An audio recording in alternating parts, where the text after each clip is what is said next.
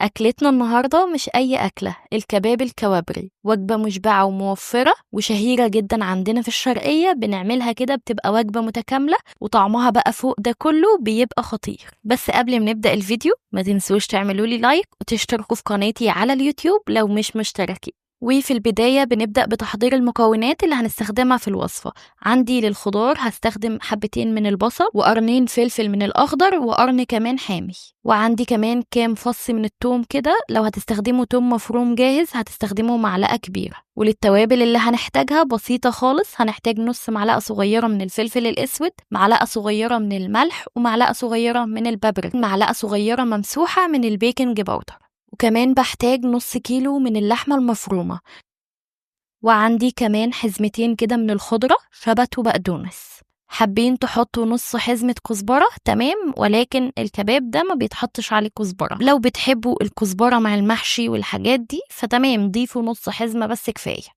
ركزوا بقى معايا في اللي هقوله في خطوة الرز لازم يتغسل قبلها بساعتين، ولازم يتصفى كويس جدا من المية بتاعته علشان الكباب بتاعنا يفضل محتفظ بشكله وما يفكش معانا أبدا بعد السوا. في الكبة بنبتدي نحط الخضار وعليه التوم والخضرة، وبعد كده بنبتدي نضربهم كويس جدا لحد ما الخضار عندي يبقى ناعم جدا. بنضربهم كده مع بعض ضربتين 3، وبعد كده بنشيل الغطا بتاع الكبة وننزل بقى الجوانب كويس جدا. وبعد لما نتأكد ان الخضار بتاعنا بقى ناعم كده واتفرم كويس هنضيف عليه اللحمة. بنبتدي بقى نفرمهم كويس جدا مع بعض، نفرم اللحمة مع الخضار لحد ما نتأكد ان خلاص اللحمة مسكت في الخضار وعملت خيوط عندي كده، واجي اخد حتة منها الاقيها بتتصبع وكمان زي العجينة كده. بجيب الطبق الواسع اللي عندي وبحط بقى اللحمة مع الخضار اللي احنا فرمناهم في الكبة، وكمان عليهم الرز ده انا نسيت اقول لكم في الاول ان هو الكمية بتاعته كيلو، يعني كيلو على نص كيلو من اللحمة. بنزل عليهم بالتوابل وابتدي اعجن كويس جدا. في الاول هتحسوا ان كمية الرز كتيرة، مش كتير ولا حاجة، الكمية دي مظبوطة جدا على كمية الخضار وكمان اللحمة، ولكن افضلوا اعجنوا شوية كده حلوين لحد ما تبدأ تتشكل معاكوا قطعة واحدة أو قطعة متماسكة بالشكل ده كده.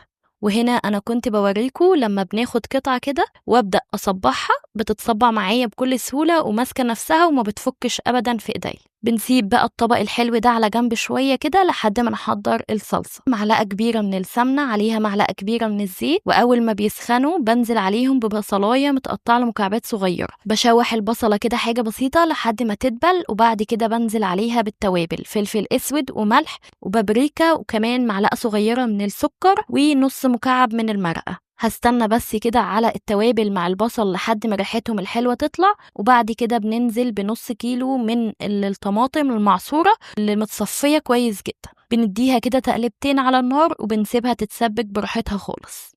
وللحلة اللي هنرص فيها الكباب بحط فيها كده من تحت بصلاية متقطعة لجوانح وكمان طماطماية وجزر وقرن فلفل. والخطوة دي مهمة جدا، بتخلي طعم الكباب بتاعنا حلو قوي، وكمان علشان الكباب بعد السوا ما نلاقيهوش لازق في الحلة من تحت. بناخد قطعة من الكباب ونصبعه بالطريقة دي كده،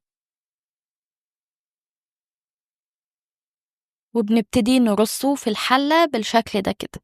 بنخلص واحدة ورا التانية ونبتدي نرصهم كده أكننا بنعمل محشي بالظبط، ولكن نسيب فراغ كده بسيط ما بين كل واحدة والتانية علشان الرز ده لسه هيزيد وينفش بعد السوا علشان ياخدوا السوا المظبوط وكمان ما يطلعوش مكتومين. وهنا كنت ما شاء الله خلصت رص الحلة كلها، وعندي كمان الصلصة كانت اتسبكت وبقت تمام. هضيف لها كوبايتين من الشوربة الدسمة، دي كانت شوربة بط، انتم ممكن تسقوها بشوربة فراخ المتوفر عندكم هيبقى تمام، ولكن هي بتبقى حلوة قوي بشوربة البط زيها زي المحشي كده. وعلى طول بناخد شوربة الصلصة دي ونحطها على الكباب، يعني بنحاول كده نخلي الكباب بتاعنا يكون متغطي بالشوربة أو بالصلصة.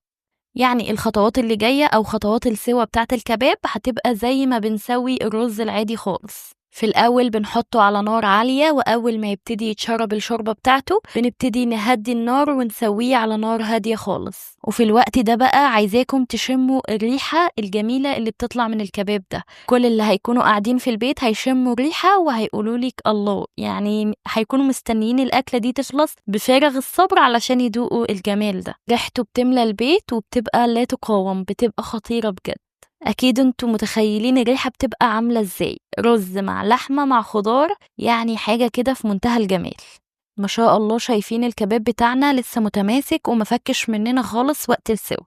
الكمية اللي احنا عملناها تعمل ما شاء الله كمية حلوة وتكفي العيلة كلها. اوعدكم بقى لو جربتوه بالطريقة دي هتدمنوه حرفيا، ولازم هتعملوه مرة او مرتين او 3 كمان في الشهر، لانه بجد طعمه حلو قوي ووجبة مشبعة وموفرة، والأكيد بقى إن هي هتعجب كل اللي في البيت. لو أول مرة هتعمليه أو أول مرة تسمعي عن الكباب الكوابري، اعمليه بالطريقة دي وإن شاء الله يعجبك وينجح معاكي، وتقولي رأيك في التعليقات. ما تنسوش بقى تعملولي لايك وشير وتشتركوا في قناتي على اليوتيوب لو مش مشتركين. مع السلامة يا حلوين.